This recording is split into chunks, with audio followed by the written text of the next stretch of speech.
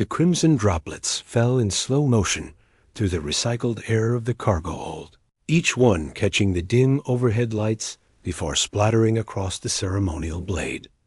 Lieutenant Marcus Chunno. Marcus stopped himself, Lieutenant Marcus. Hayes watched in horror as his own blood decorated the ornate silver weapon the alien warrior held. "Oh no," whispered Kira, the ship's linguist, from somewhere behind the stack of supply crates. "Oh no, no, no." The towering figure before Marcus went completely still. Her scales, which had been shifting through agitated patterns of orange and deep purple, suddenly flashed brilliant gold. The blade trembled in her four-fingered grip. "You have got to be kidding me," Marcus muttered, pressing his hand against the shallow cut on his forearm, where her blade had accidentally nicked him during their sparring match. He had insisted on learning Volter combat techniques, thinking it would build rapport with their new allies. Nobody mentioned that their weapons were anything more than simple steel.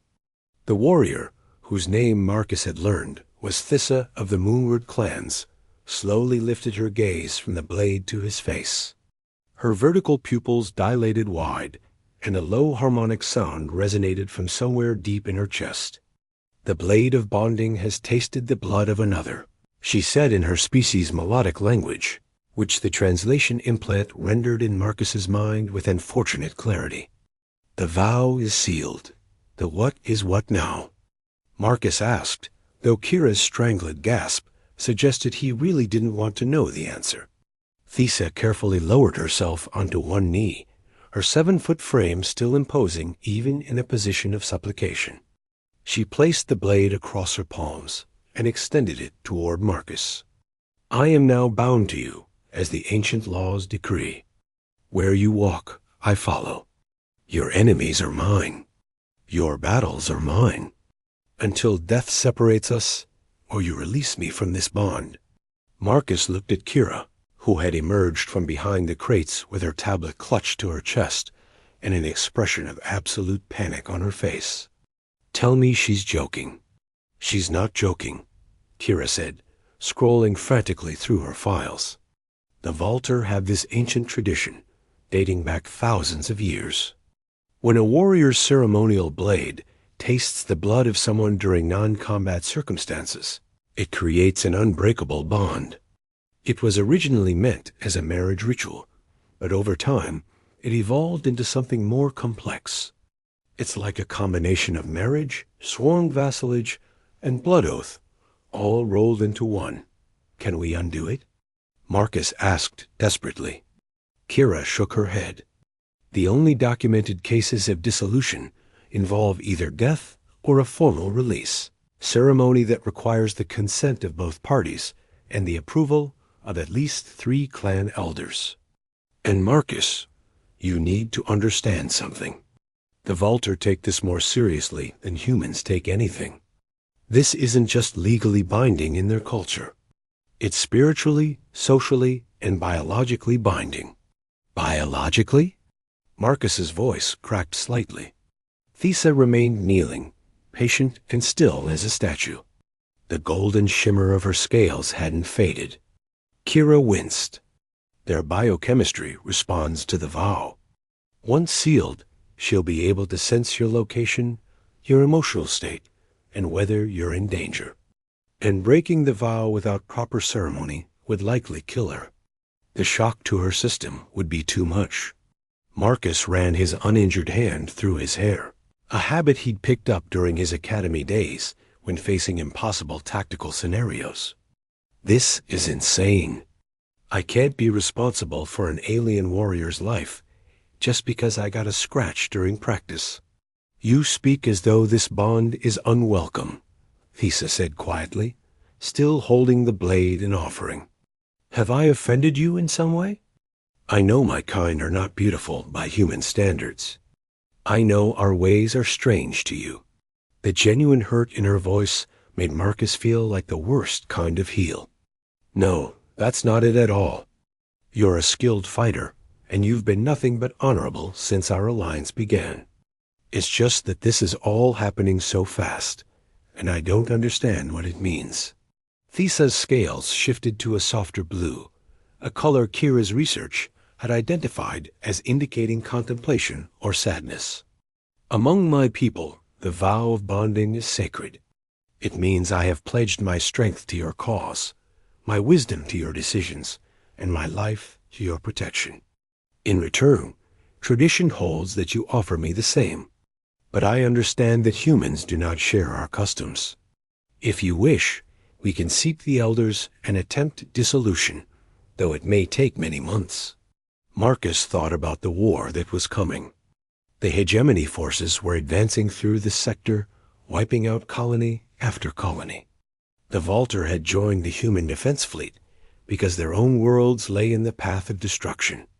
They needed every warrior, every ship, every advantage they could muster. And if he was being honest with himself, Fessa had proven herself an invaluable ally over the past 3 weeks. She had saved his life twice during the skirmish at Outpost 7, anticipating threats his merely human reflexes couldn't match. She had taught him techniques that made him a better fighter. She had shared her rations when the supply lines were cut off, even though Vaulter metabolism required twice the calories humans needed. If I accept this, Marcus said slowly, what does that actually mean on a practical level? Thesa rose smoothly to her feet, still holding the blade. It means I fight beside you in all battles. I offer counsel when you face difficult choices. I stand as your representative among my people, and you stand as mine among yours. Where human custom requires a spouse, I fulfill that role if you wish, though the vow does not demand physical intimacy unless both parties desire it. So basically, you're saying you're my partner in every military sense, and potentially my spouse in every legal sense, but the details are up to us?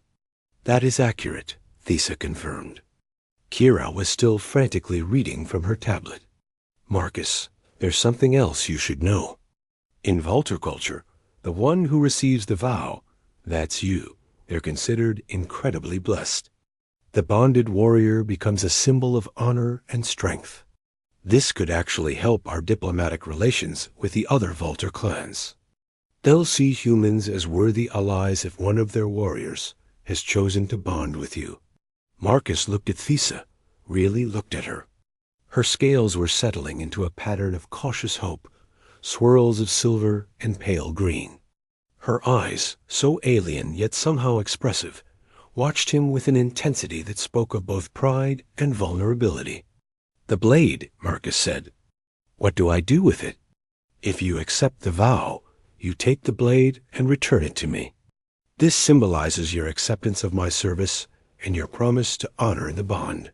Marcus reached out and wrapped his fingers around the blade's handle.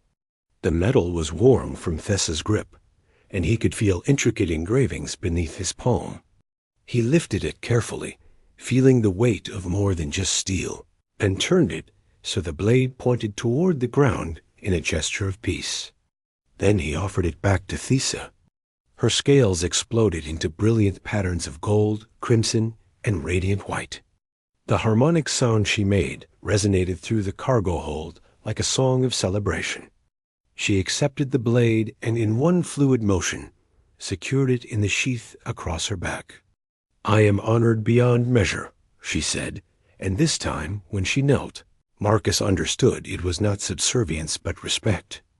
I swear by the light of the first moon and the strength of the founding clans that I will serve you with every breath until the stars grow cold. Marcus felt like he should say something equally profound, but the words that came out were painfully human and practical. I promise to respect this bond, to value your counsel, and to face whatever comes together. Also, you're going to have to teach me more about Vaulter customs, because I'm clearly out of my depth here. Thesa's scales rippled with what Kira's tablet informed them was the Vaulter equivalent of laughter. I will teach you everything, bonded one. We have much time ahead of us. Actually, Kira interjected, you have about 15 minutes before the captain's briefing. And Marcus, you're going to have to explain to Commander Williams why you're now essentially married to our primary Vaulter liaison. Marcus groaned. This is going to be a fun conversation. Thisa placed one large hand on his shoulder, careful of her talons. I will stand with you when you speak to your commander. This bond reflects on both of us. As they left the cargo hold together, Marcus couldn't shake the surreal feeling that his life had just taken an impossibly strange turn. He had joined the military to defend humanity, to push back against the darkness that threatened everything he loved. He never imagined that defense would include an alien warrior, bound to him by ancient ritual and accidental bloodshed. But looking at Thisa, seeing the determination in her stance and the honor in her bearing, Marcus thought maybe the universe had a weird sense of humor that sometimes worked out in humanity's favor. So, he said as they walked down the corridor, does this bond come with any other surprises I should know about? Thisa's scales shifted through a pattern that Marcus was learning meant mischief. Many surprises, but we have time to discover them together.